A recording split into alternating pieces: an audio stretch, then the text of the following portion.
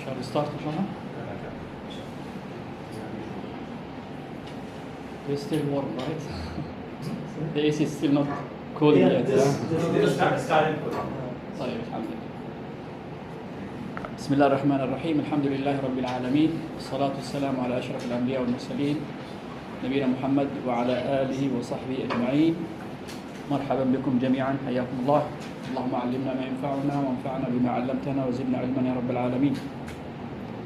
So we're still going over the issue of affirming the principles of Islam and establishing the foundations in which we can prove those principles and convey them to others, inshallah. Today we'll go over the الأصول الكلية التي يقوم عليها الإيمان بوجود الله, the general principles which the belief in Allah subhanahu wa ta'ala existence is based on, and Allah's perfection subhanahu wa ta'ala.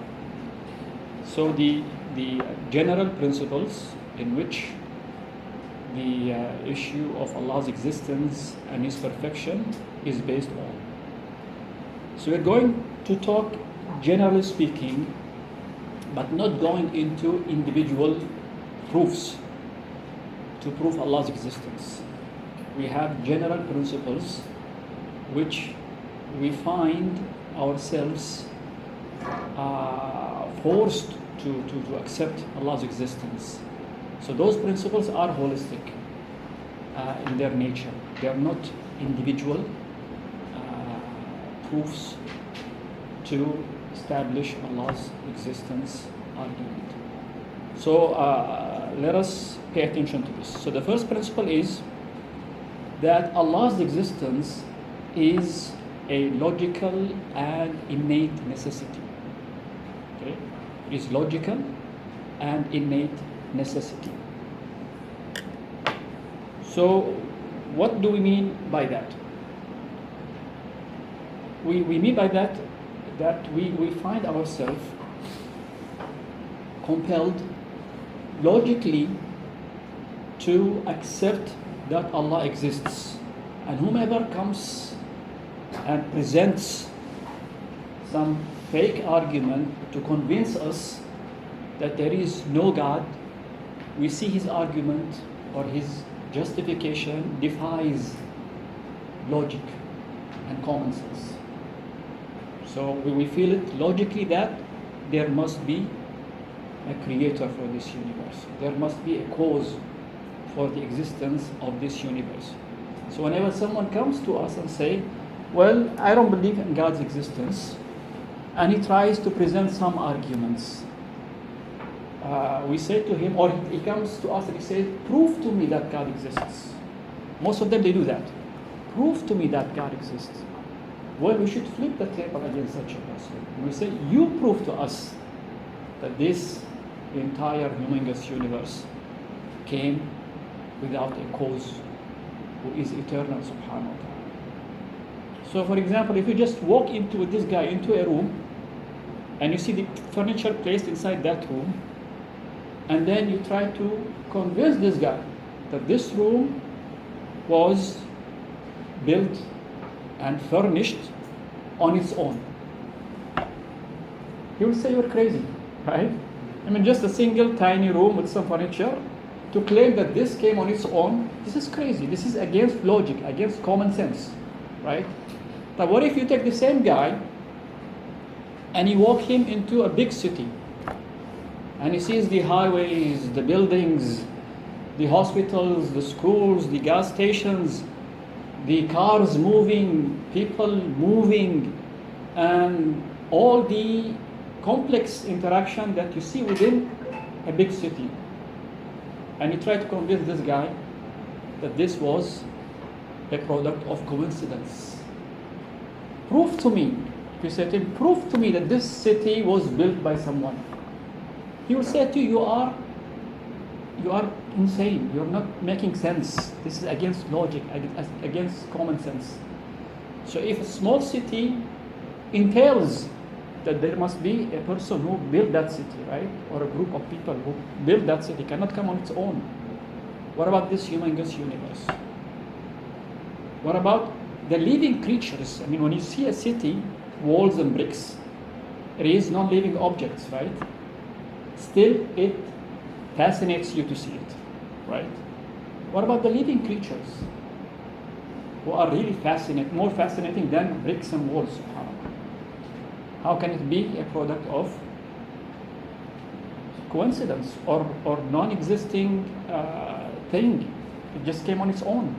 So when we say it is a logical necessity, an innate necessity, this we sense it and feel it logically and innately, that this universe must have a creator, subhanahu wa ta'ala.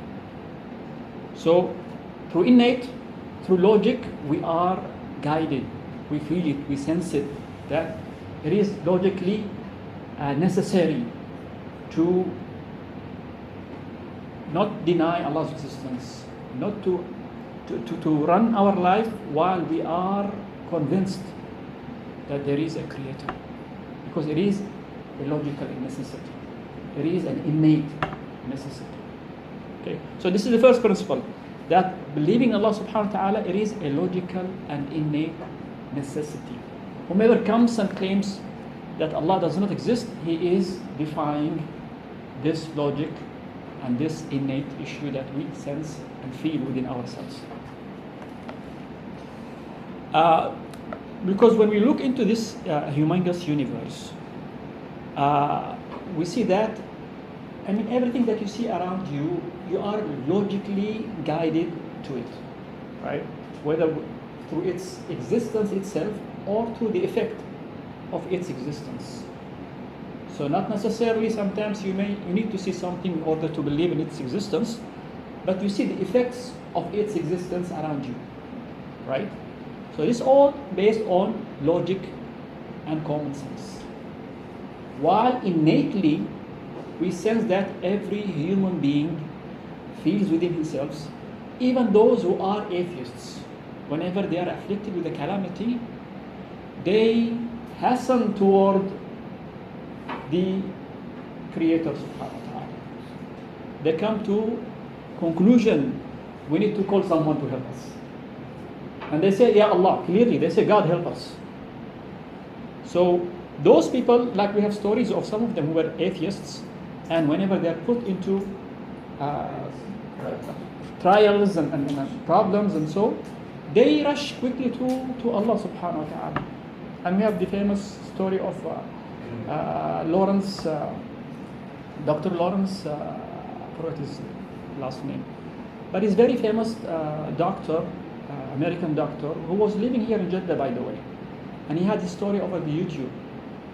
He was a doctor, and he had, his wife gave a birth to a girl.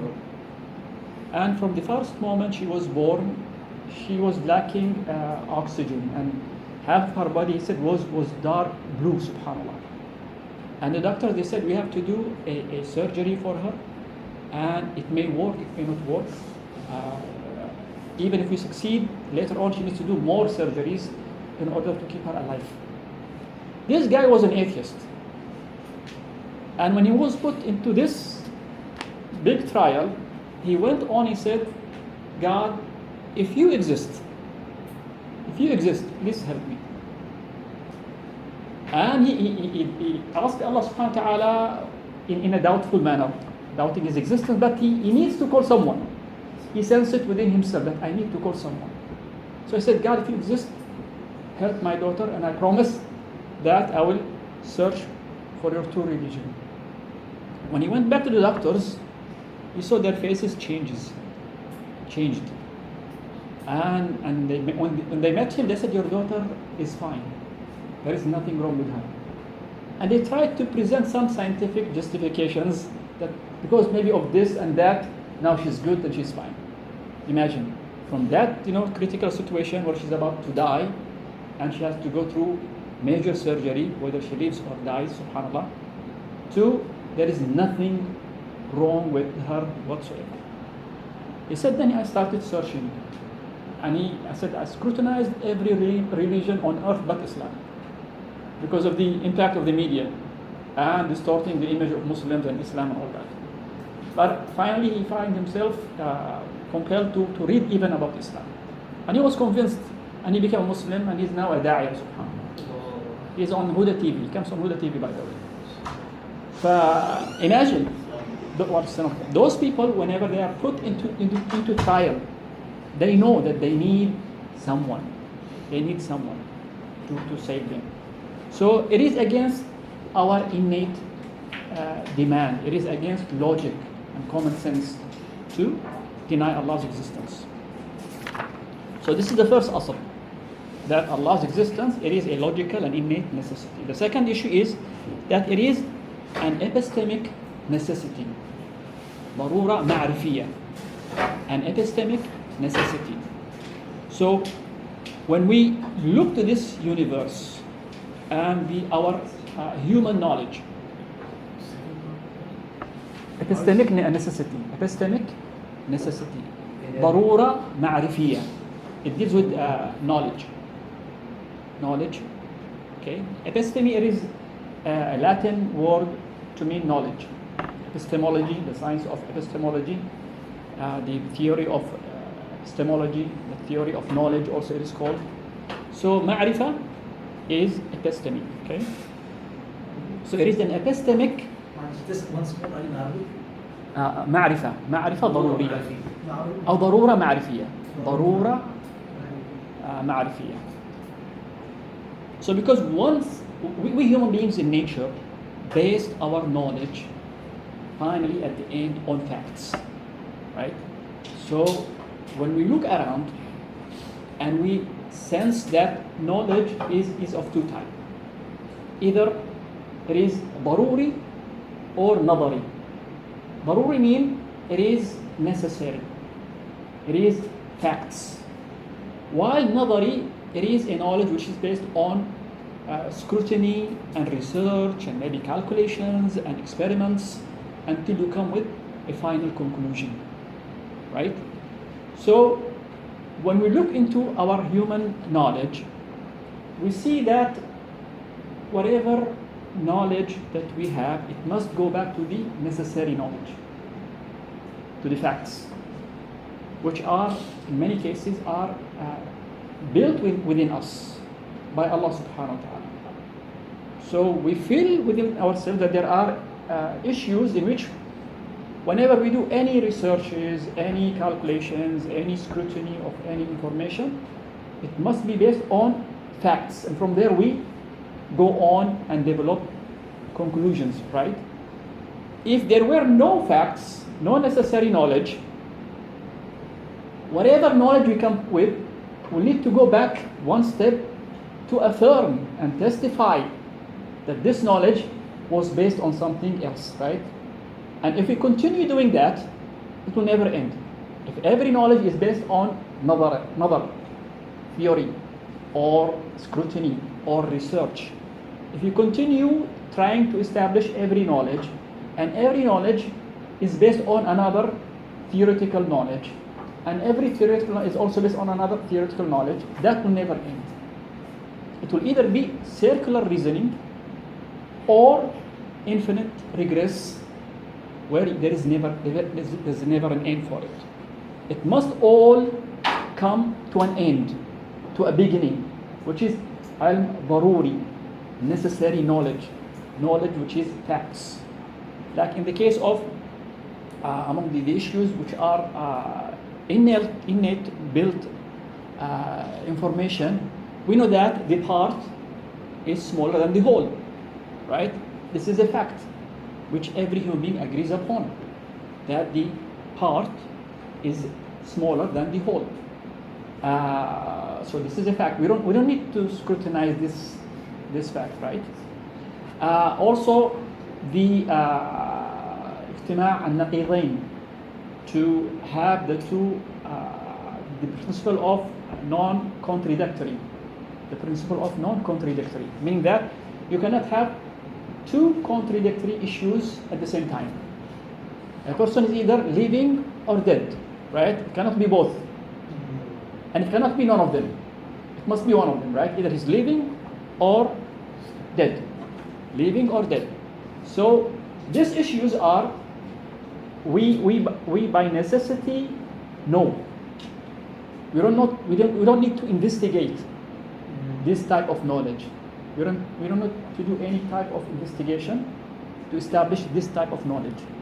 Okay, so this type of knowledge, from where did it come? Who placed in every single human being this necessary knowledge?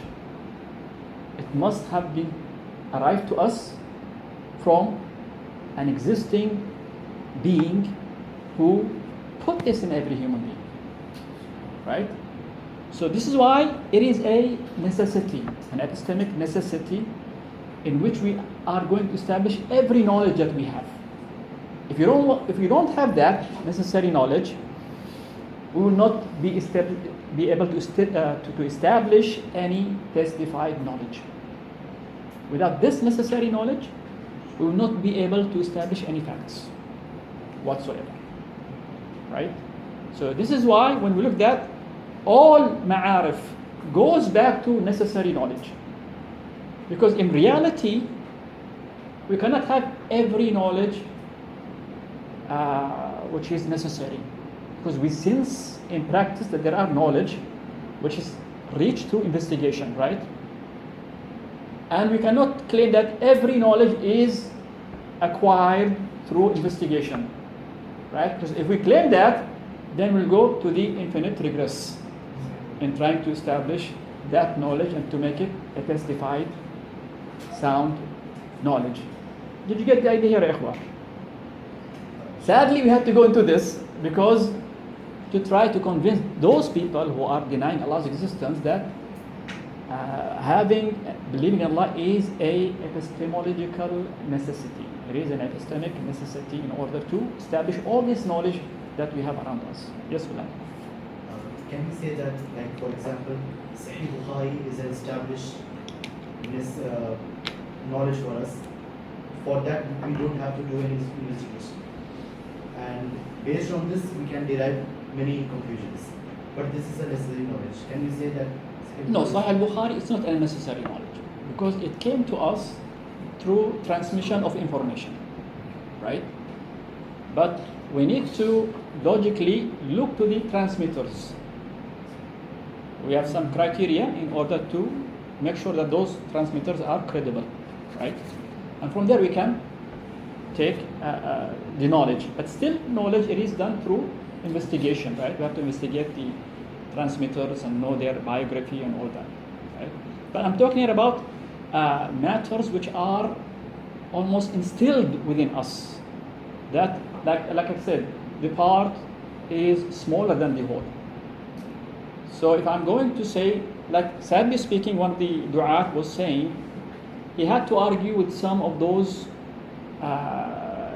agnostics or atheists and reach a level where when he told them that the part is smaller than the whole, they said, no, we need to see with our own eyes.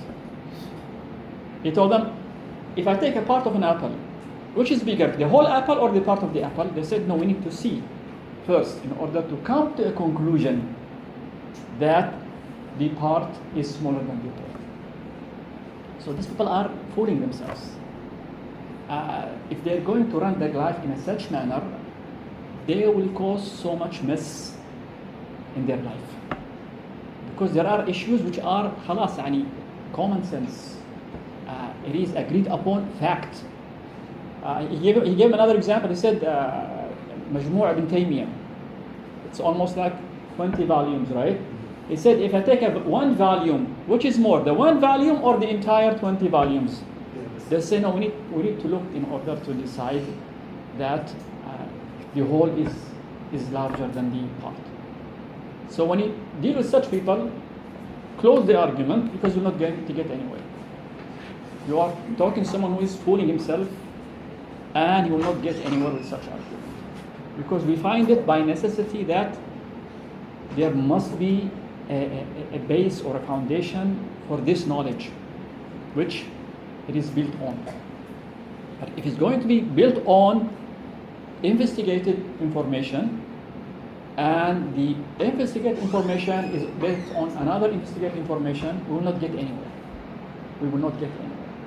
So that's why it is by necessity we must come to a conclusion that knowledge, human knowledge, is necessary for us in order to run our life in a very acceptable manner, right?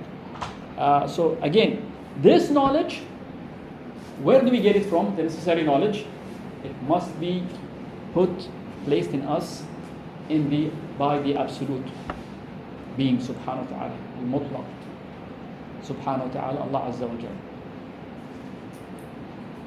Jalla. The third issue, that to believe in Allah subhanahu wa ta'ala is a psychological necessity. It is a psychological necessity. And that means we as human beings, there are so many issues that will not make us psychologically stable unless we believe in Allah subhanahu wa ta'ala.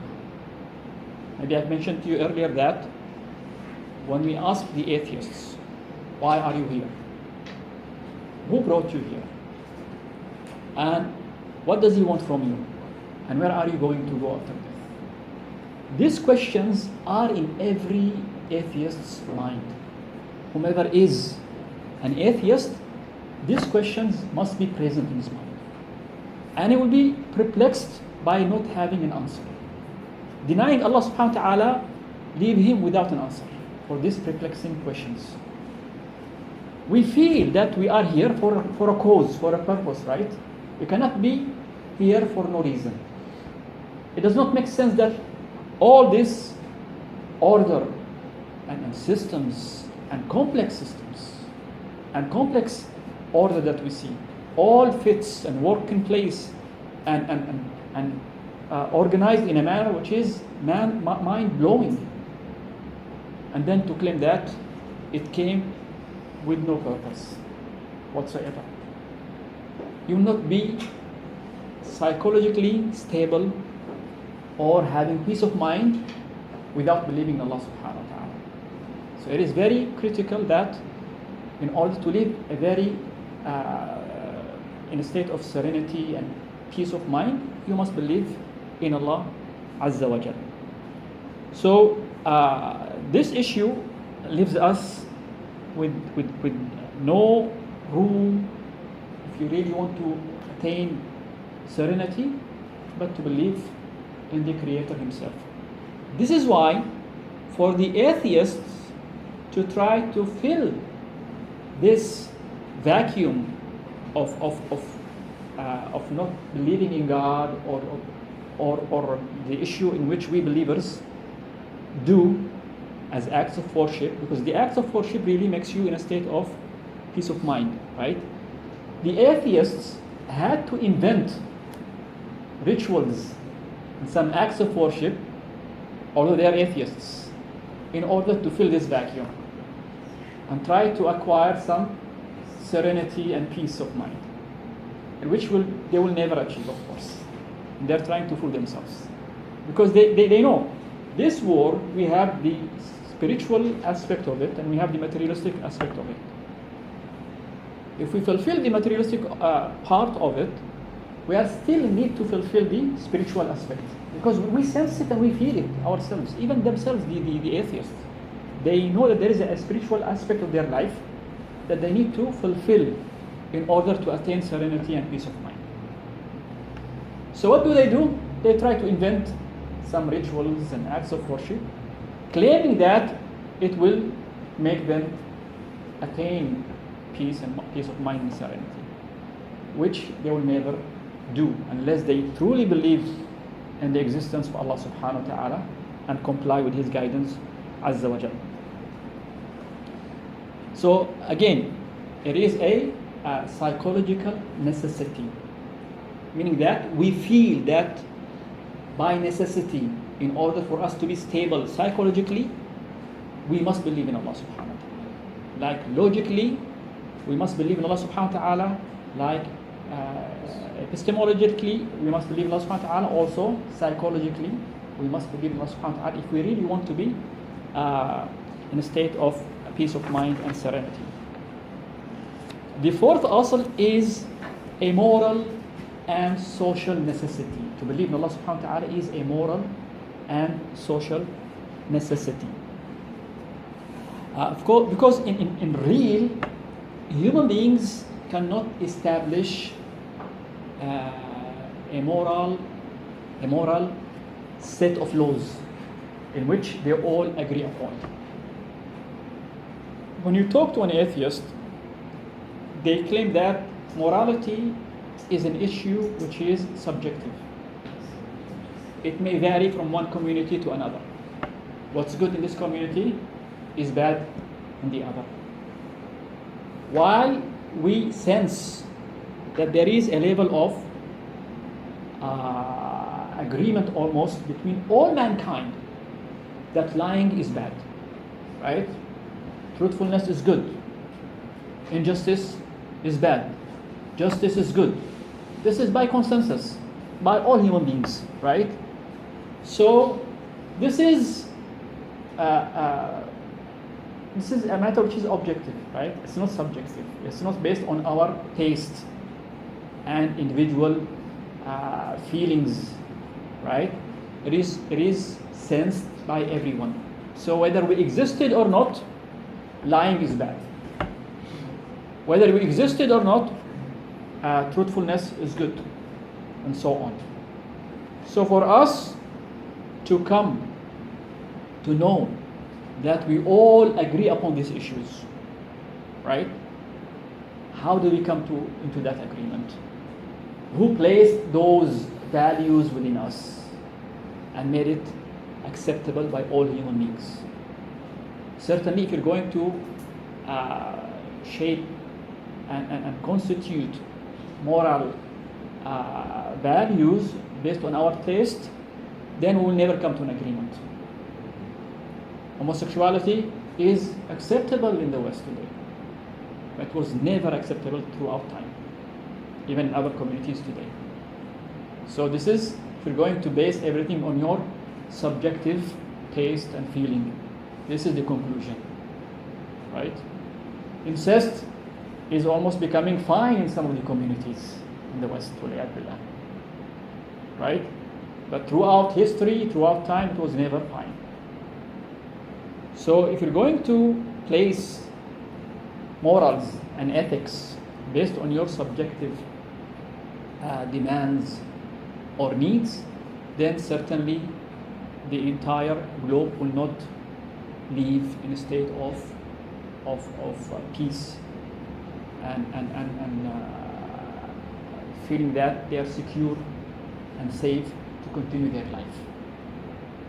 So this is why we see that this issue of akhlaq and ethics and morals must be being placed by someone who is the all perfect, subhanahu wa ta'ala.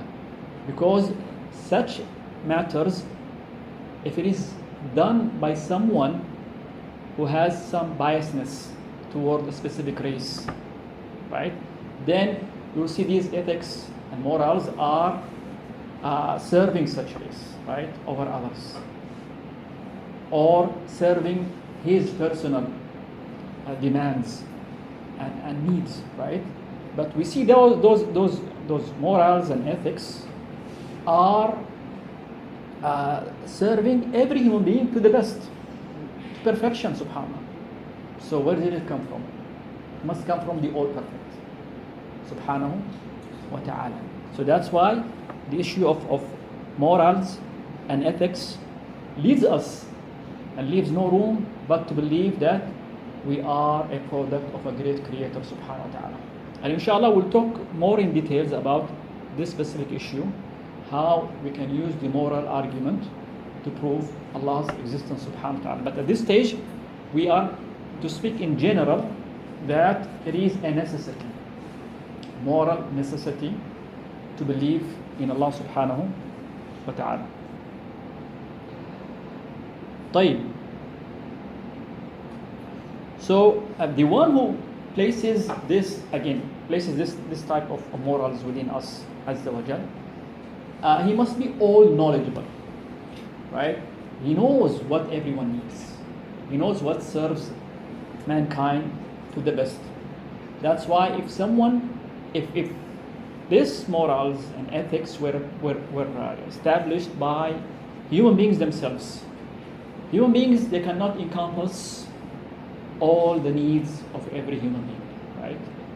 So that's why when we come to a conclusion that Allah is there, because we need that morally, because He's the all-knowing, He's free from any biasness whatsoever, subhanahu wa ta'ala. So He is the all-knowledgeable, therefore He knows what every human being needs on earth, Azza wa Jalla. So that's why when He establishes those morals and those ethics, because He is the all-knowing, subhanahu wa ta'ala. Unlike if it was done by human beings or a group of human beings, you'll see a form of a lack of knowledge, because they're aware of some communities but not aware of the others, and it does not serve everyone properly, right? The other issue is the issue of biasness. If a human being was to establish morals, then definitely there will be some biasness in their establishing such morals, like we see now in the West. Homosexuality is fine because they agreed to make it palatable, right? Unlike the entire globe are against such pervert issues that they are trying to promote all over the globe.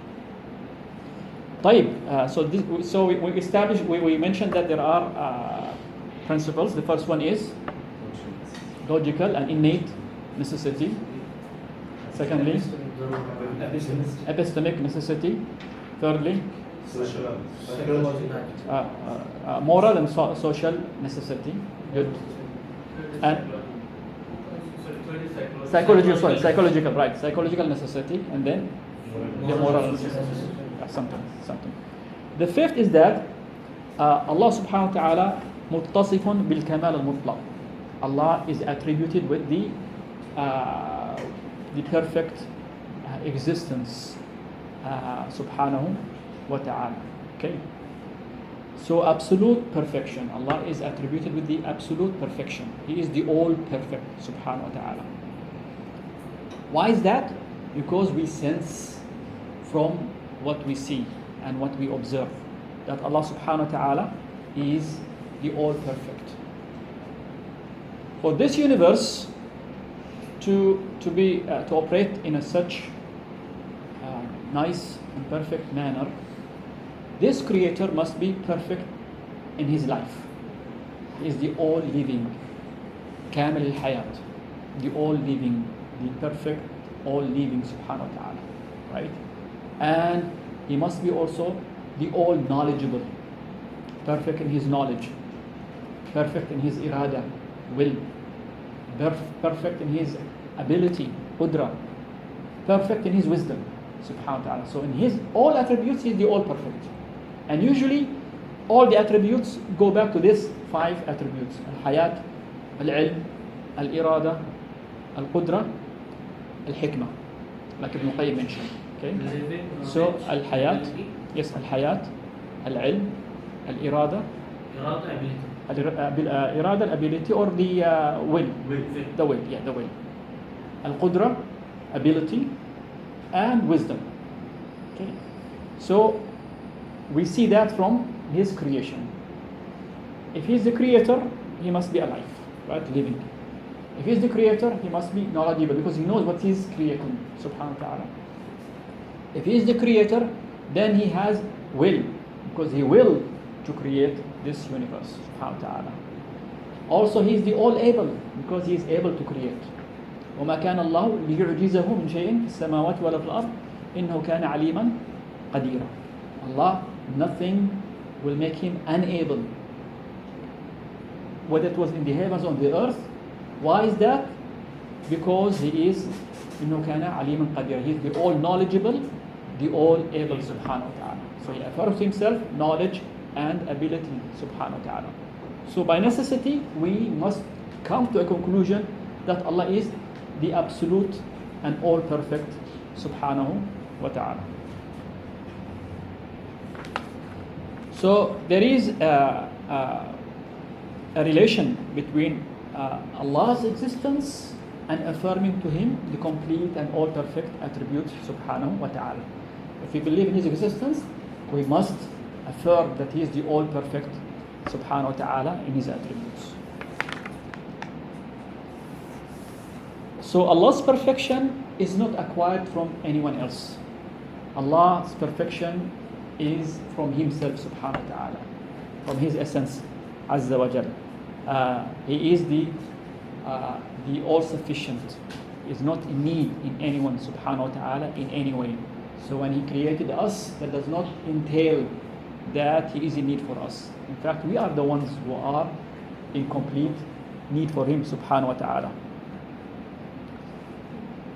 And again, when we look into this humongous universe, we are logically even guided that Allah must be living, must be knowledgeable, must be have irada, will, and must be able, and must be wise subhanahu wa ta'ala, right?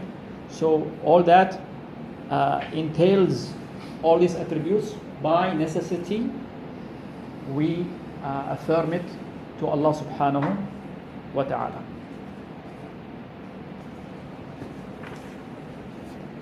طيب, the sixth principle, Allah's perfection, it is impossible for us to encompass. It is impossible for us to encompass Allah's perfection. Why is that? Because we haven't seen Allah subhanahu wa ta'ala. We don't know the essence of Allah subhanahu wa ta'ala. Therefore, we cannot know the how-to of Allah's attributes. We cannot know the modality of Allah's attributes azza wa jal. So we need to have also that in mind, that believing in Allah subhanahu wa ta'ala is not a matter which is emotional or based upon inner conscience, right? It is based on logical arguments, based on psychological arguments, moral arguments. All that is used to come to a conclusion that Allah exists subhanahu wa ta'ala. So if we do not perceive Allah's essence, then certainly we will not be able to perceive the completeness of Allah's attributes subhanahu wa ta'ala, right? So we understand what the attributes mean, but the perfection of Allah's attributes, that we cannot comprehend, right? The how-to of Allah's attributes, that we cannot comprehend. We sense the effect of Allah's attributes upon us and upon our existence, right? So, when we have examples from reality, we see and sense and feel that this humongous universe, we cannot encompass it with our knowledge, right? There are so many issues in this universe we do not know. Even the entire human beings do not know. Not only unknown to some, but known to others. But there are issues that mankind in general do not know, right? About this universe. For instance, the cosmos, they say like 80% is a dark matter. What's that? They have no knowledge of. SubhanAllah. 80% subhanahu wa ta'ala of the perceived cosmos subhanahu wa ta'ala. There are issues within the our planet itself. I mean, every day they find out new creatures. SubhanAllah, every other day they say we found a new creature in the deep in the ocean somewhere on Earth. But science has reached a level where they can know almost reach everything, right? Yet they are still finding new creatures, new living things on our planet, not somewhere far. So what goes on on Mars, on the other planets in our solar system, in details they have no knowledge of. So if we sense that these creatures who are like us, we did not encompass with knowledge, certainly the Creator subhanahu wa ta'ala will never be able to encompass Him with our knowledge subhanahu wa ta'ala. So this issue, I mean, even if we look also to the sciences available on Earth, whether it was in science, in economy, in social sciences, medicine. We see that you don't find mankind in general knowing every detail of these sciences, right? So we see that we ourselves may know a share of those sciences, but big portion of it is unknown to us. So like those sciences are unknown to us, the same issue is with Allah's attributes subhanahu wa ta'ala. The exalted He is. We cannot encompass Him with our knowledge subhanahu wa ta'ala. So it is saddening for someone to come at the end and claim that Allah does not exist. Why? Because he cannot understand the wisdom behind some rulings, Islamic rulings, or does not have enough knowledge in a specific matter which Allah subhanahu wa ta'ala concealed from us to know about, Azza wa Jal, for a wisdom. So to come and use such issues to come to a conclusion that Allah does not exist, because I do not know fully Allah subhanahu wa ta'ala, I did not see Allah subhanahu wa ta'ala, therefore I deny His existence. We say to him, there are so many issues that you do not know. Here, living with you on earth, do you deny their existence? Definitely not. Especially if you sense the effect of that being around you. You must come to a conclusion that He exists. To use the argument that I don't have enough knowledge, or I did not encompass Allah subhanahu wa ta'ala with my knowledge, I did not see Him completely, therefore I come to a conclusion that He does not exist. We say to these people, there are issues on earth, in our universe, that you have no knowledge of, yet you accept and believe in.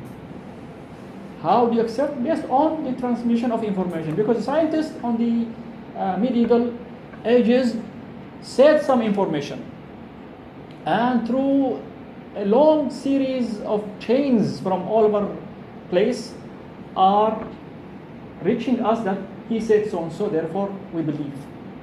But did we put in experiment what he said almost 500 years ago?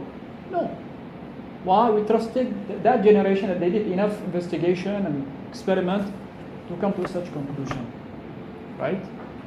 So even in the first place, how can we affirm that this guy said it 500 years ago?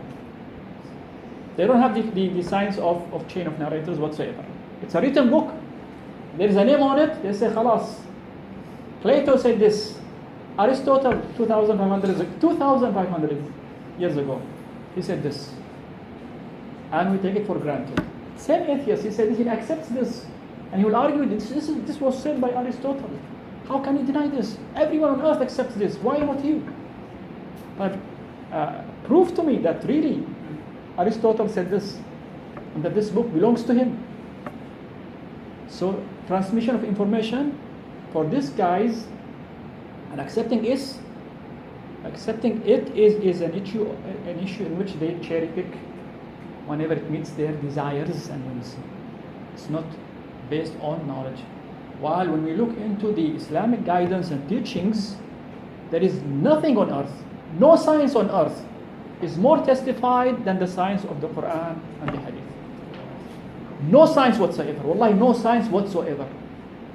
Whenever they say Darwin said this and this, I prove that he said this and this. We have his book. I prove that he wrote it. Halas, he wrote it, and we take it for granted that Darwin wrote this book. So when we Muslims say so-and-so wrote the book, we are certain, because not only we have the book, but we have people who studied the book, people who transcribed the book by chain of narrators, that this is a book who belongs to al-Bukhari because it was transmitted by so and so and so and so. So no science on earth is so much testified like the science of hadith, the science of this ummah, subhanahu wa ta'ala. That's why there was a Christian historian. He's an Arab. He was teaching in the University of the American University at Beirut, Lebanon. His name is Asad Rustum. He's a Christian. He said, I wish the history of mankind was transmitted to us like it was in the case of Islam and the science of hadith. This is a Christian testifying this. I wish we did the same thing with our history, mankind history, like the Muslims did with the hadith of the Prophet, peace be upon him. I mean, they have recorded even his cough, sallallahu alaihi wasallam. He was praying and he coughed, sallallahu alaihi wasallam. He smiled. Can you imagine this? Even that issue is reported to us. Give me on earth, throughout history, one man in which you have documented biography for every act he did. There isn't. There isn't. They say Napoleon did this and that. They say they bring you like from back history, warriors, commanders, and big names who have great impact on history, on human sciences. But prove by chain of narratives that this person said this or said that. They don't have any evidences. They don't. But they took it for granted. Khalas, he said it and we take it for granted. Some people tested the information in there and khalas, we accept whatever they get. We don't need to repeat that experiment to prove what he said was right or not. Right? So we'll come later on, subhanAllah, when we see that those people who claim to be scientific, while in reality they rely heavily on transmission of information. Although they say we are scientific, we only believe in science. We only believe in science, right? What does it mean? What does that entail? That you yourself do the experiment to accept that it is true. But what you do is you accept the information transmitted by people who did the experiment 200 years ago. You did not do it yourself. The entire science is based on this issue, transmission of information, subhanAllah. And then you come today and claim, I only believe in science. Practically speaking, you're not doing that. You're not doing that. Believe in science means that you have to do it yourself. You have to practice and put into experiment every fact delivered to you. To claim that, yes, I saw this experiment with my eyes. It is true. They don't do that in reality. So seriously, once you investigate into the claims of those atheists and those confused people, you see so much contradictions. You see so much deception. That's why you need to expose them and make them look like fools, wallahi. Make them look like fools. Like I said in the first place, when he says to you, prove to me that God exists. I said to him, you prove to me that God does not exist. Again, give him the example of that room or that city that he sees, and wallahi, you make him look like a fool. In fact, if you go and speak to an archaeologist who is an atheist, or a paleontologist who is an atheist, and you see, I found a cave with some scratches on the wall of the cave, an attempt to draw a hunter chasing a deer, just lines, right? That paleontologist, once he sees that in the cave, will say this was done by man. And if you try to convince him that this was done by nature, through volcanoes and wind and rain, and this was caused by coincidence. See how simple those lines are.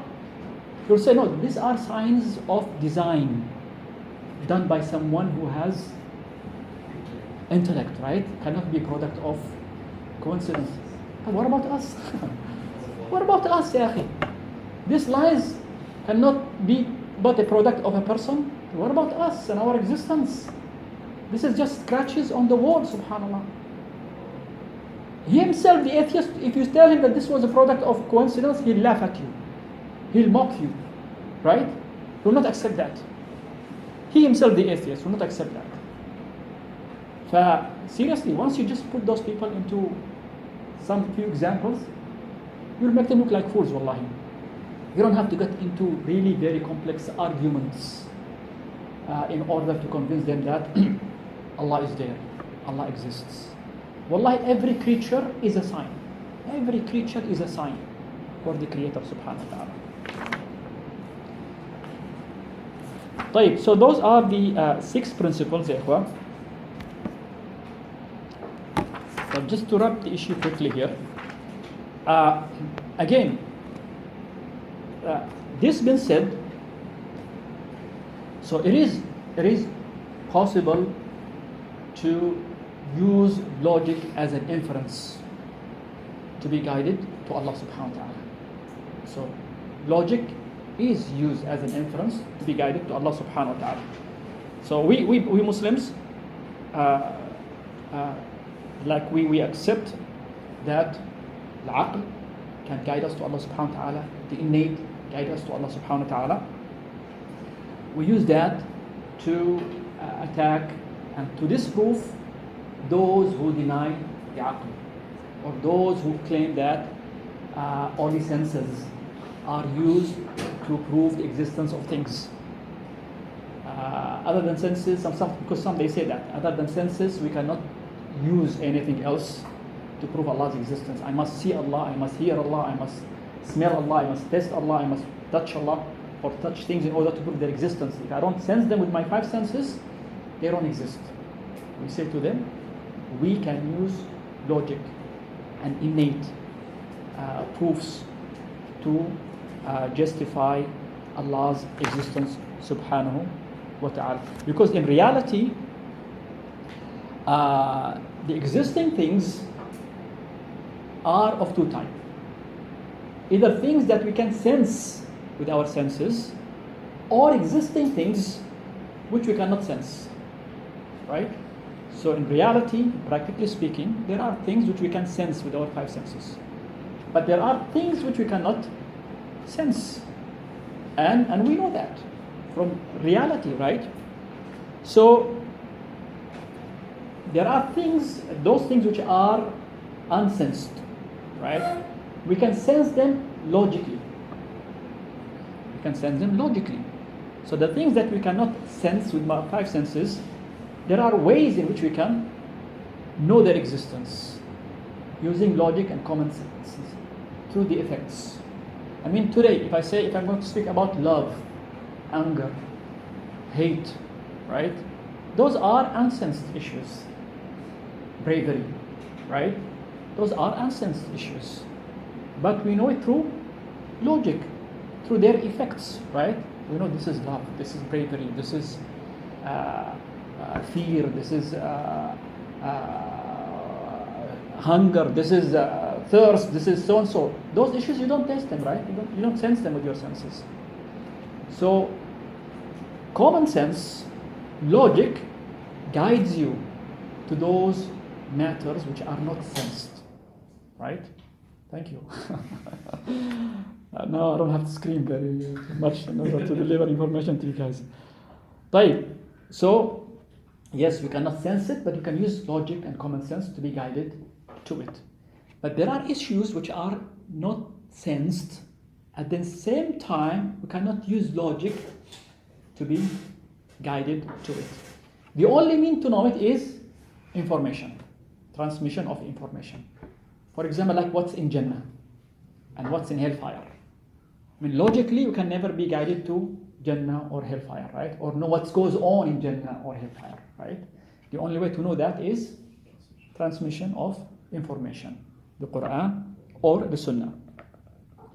So, like we said, do not come like the atheists do. Come and claim, if we do not sense issues, then they don't exist. We say no.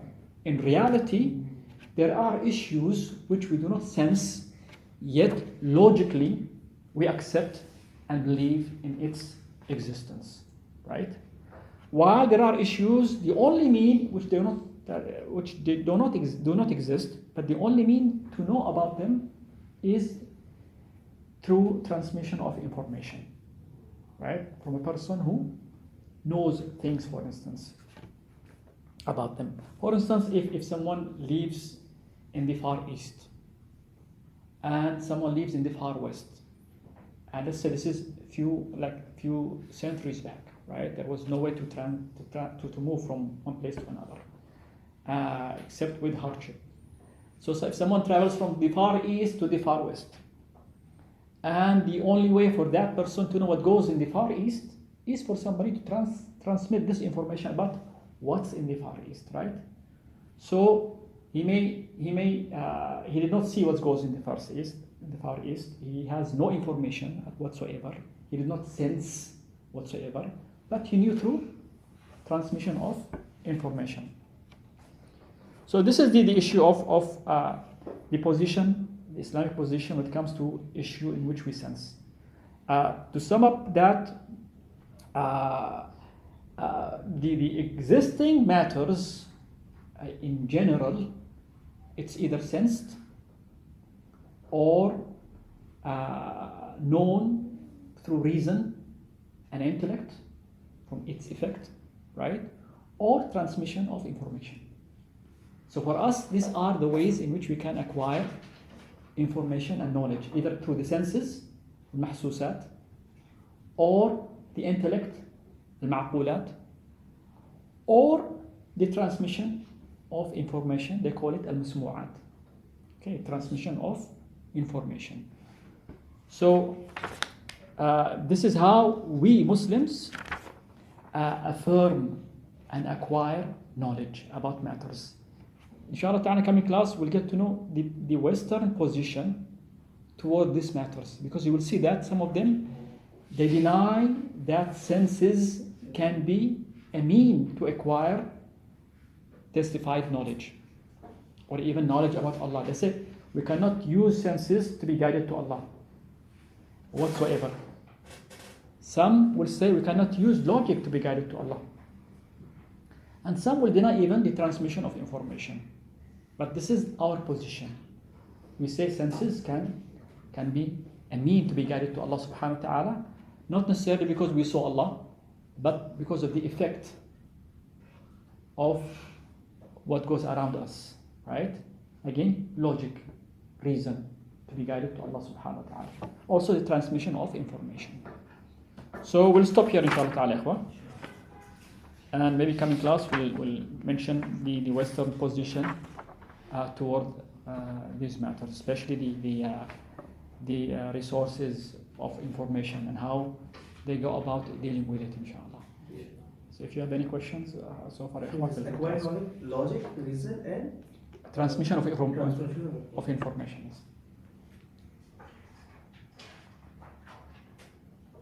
You'll see that the theory of knowledge, it's called epistemology, right? It orbits around these matters and how the philosophers got into dispute on these specific matters, the senses, the logic, and how to affirm Allah's existence. Can we use senses? Can we use logic? Is it acceptable? Is it not?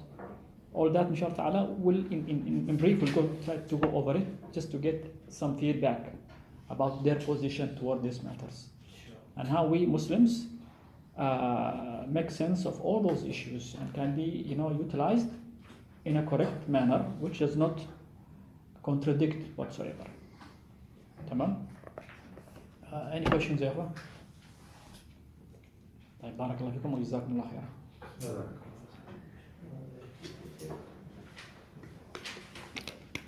معلش, it's going to get heavier as we go. But feel free to ask at any point, inshallah. And again, sadly speaking, that we have to go through this because it's getting very